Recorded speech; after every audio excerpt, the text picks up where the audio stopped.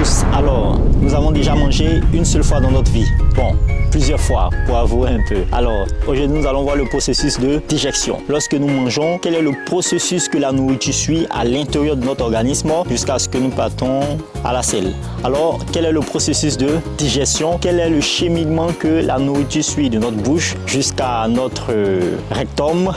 Et c'est ce que nous allons voir dès maintenant. La première étape lorsque nous mangeons, alors si c'est une étape en tant que telle, lorsque nous mangeons, nous prenons déjà de la nourriture et nous mettons cela dans notre bouche. Quand nous mettons dans notre bouche, automatiquement nous commençons à mastiquer l'aliment, à mâcher l'aliment. Alors lorsque nous commençons à faire ce processus, alors pour nous aider dans ce processus, il y a des enzymes qui sont dans la salive, qui vont aller s'incruster dans les aliments pour aider à la décomposition de l'aliment. Notamment, on a l'enzyme comme l'amylase salivaire qui va aider à décomposer l'aliment déjà dans notre bouche, lorsque l'aliment est dans notre bouche. Une fois que nous finissons de mastiquer cet aliment, nous allons maintenant l'avaler. Et nous passons maintenant à la deuxième étape dans le processus de digestion. Lorsque nous avalons ce que nous venons de mastiquer, l'aliment que nous venons de mastiquer, cet aliment-là va passer dans un tube ici dans notre gorge qui vient jusqu'à ici, qu'on appelle l'œsophage. Alors, cet œsophage, qu'est-ce qu'il va faire? Il va effectuer des contractions musculaires afin de faire passer cet aliment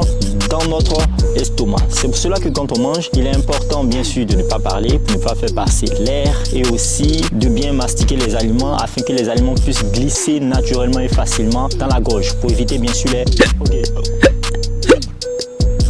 Bon, vous m'avez compris. Donc, lorsque l'aliment passe dans la gorge, l'œsophage va effectuer des contractions musculaires, ce qu'on appelle des mouvements péristaltiques.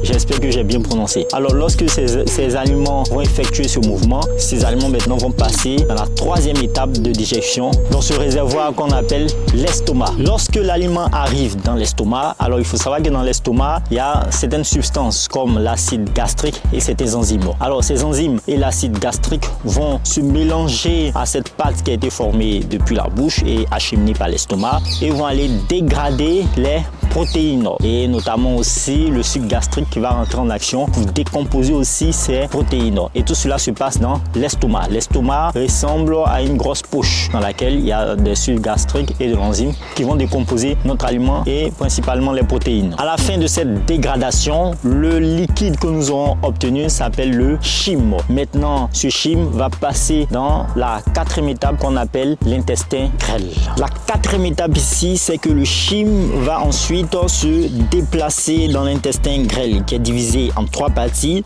Nous avons le duodénum, le jénunum et l'ileum. Alors ça, ce sont les différents compartiments de l'intestin grêle. Qu'est-ce qui va se passer? Dans le duodénum, c'est une partie de l'intestin grêle. Les enzymes digestives du pancréas et des sucres biliaires produits par le foie aident à décomposer les lipides, ça veut dire les graisses, les glucides, ça veut dire le sucre, et ensuite les protéines, ce sont de grosses molécules en nutriments plus simples. Donc, il va commencer à dégrader ces différents nutriments ou ces différentes molécules en nutriments plus simples. Ces nutriments plus simples vont être ensuite absorbés par les parois de l'intestin grêle pour entrer maintenant dans la circulation sanguine. Tout ce qui n'a pas été absorbé ou tous les nutriments qui n'ont pas été absorbés par l'intestin grêle vont ensuite être acheminés dans le gros intestin. Dans ce gros intestin, il faut savoir que la substance maintenant que nous avons, ça veut dire notre aliment qui est passé par l'intestin grêle et nous avons une certaine substance qui arrive maintenant dans le gros intestin. Notre aliment qui arrive dans le gros intestin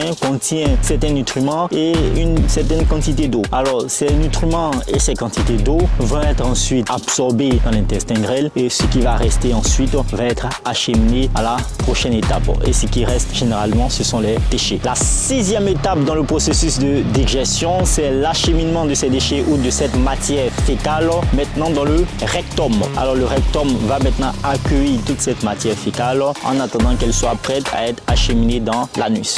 La septième étape dans le processus de digestion, là notre aliment est presque dépouillé ou n'a presque plus de nutriments et d'eau. Alors cet aliment là maintenant va passer dans l'anus. Lorsque nous partons aux toilettes, cet aliment là ou ces déchets, cette matière fécale va être expulsé à travers l'anus. Voici le processus de digestion. Oui, ça n'a pas été très propre et c'est un peu calme, mais c'est comme cela que ça se passe. N'hésitez pas à vous abonner. abonner à cette chaîne. Si vous aimeriez savoir comment est-ce que le fonctionnement de certains phénomènes se passe, ou encore le fonctionnement ou là encore la fabrication de certains composés sont effectués, n'hésitez pas à les marquer dans les commentaires, à lâcher un pouce bleu, à mettre un cœur et aussi à partager la vidéo. Merci de nous avoir suivis. Abonnez-vous à la chaîne. Peace out.